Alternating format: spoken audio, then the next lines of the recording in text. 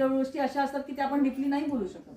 तर यासाठी महिला कक्ष स्थापन केलेला आहे. तुम्ही सांगू शकता की नाही आम्हाला महिला कक्षाकडे जायचंय, मला लेडीज ऑफिसरशी बोलायचंय, तर ती सुद्धा तुमच्यासाठी सोय उपलब्ध आहे. त्याचबरोबर लहान मुलं युनिफॉर्म बघितलं की घाबरतात, त्याच्यामुळे लहान मुलांसाठी पोलीस अधिकारी आणि अंमलदार सिव्हिलवर असतात ते, मग ते त्यांच्याशी चर्चा करून त्यांची माहिती काढून घेऊन ते प्रॉब्लेम सॉल्व्ह करण्याचा प्रयत्न केला जातो. त्याचबरोबर सायबर विभाग, आज सायबर बद्दल बरेच गुन्हे घडत आहेत, त्याच्यामुळे प्रत्येक पोलीस स्टेशनला सायबर विभाग आहे.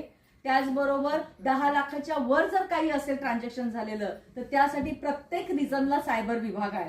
ईस्ट, वेस्ट, साऊथ, नॉर्थ, पूर्व हे सगळे जे आहेत या ठिकाणी सायबर विभाग आहे, तर तुम्ही तिकडे तक्रार करू शकता. समजा ऑनलाईन ट्रान्झॅक्शन जागलीच झालं असेल तर 1930 वर कॉल करून तुम्ही तक्रार दाखल करू शकता.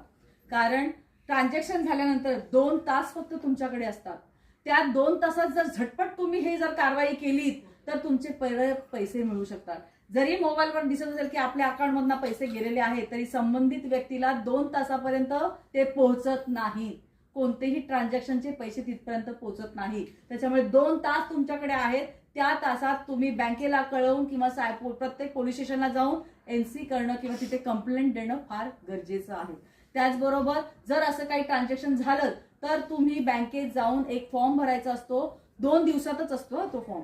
तो फॉर्म तुम्ही भरला तरी सुद्धा तुमचे पैसे परत मिळतील. परंतु जर तुम्ही OTP नंबर शेअर केला असेल तर तुम्हाला ती रक्कम दिली जाणार नाही. त्याच्यामुळे शक्यतो OTP नंबर कुणालाही द्यायचा नाही. मग ते इलेक्ट्रिसिटी बिल तुमचं ते बंद करू देत, सिम कार्ड तुमचं बंद करू देत, काही करायचे ते कर म्हणावं, पण मी OTP नंबर देणार नाही.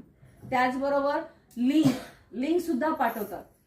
लिंक पाठवली तरी सुद्धा तुमचा मोबाईल हॅक होऊ शकतो. त्याचबरोबर एनिडेस्क आणि टीम व्हीवर हे 2 ऍप असे आहेत की जर तुम्ही ते मोबाईलमध्ये डाउनलोड केलेत तर तुमचा मोबाईल हॅक होऊन जाईल.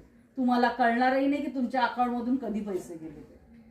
त्याचबरोबर टोल फ्री नंबर, आपण गुगलवर काही झालं ना की गुगलवर सर्च करतो, हे कुठं आहे, ते कुठं आहे, इकडचा नंबर काय, तिकडचा नंबर काय. तर गुगलवर असे कोणतेही नंबर सर्च करू नका, कारण ते फेक सुद्धा असू शकतात. अगदी बँकेच्या सुद्धा वेबसाईट फेक आलेल्या आहेत. त्याच्यामुळे सेम डिझाईन असतं, फक्त एक डॉट किंवा एक ई किंवा एक ए हे फक्त करेक्शन असतं. त्यांची ईमेल आयडी सुद्धा सेम असतात.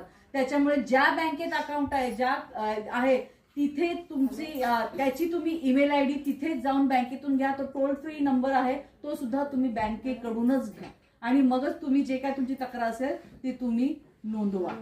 त्याचबरोबर आता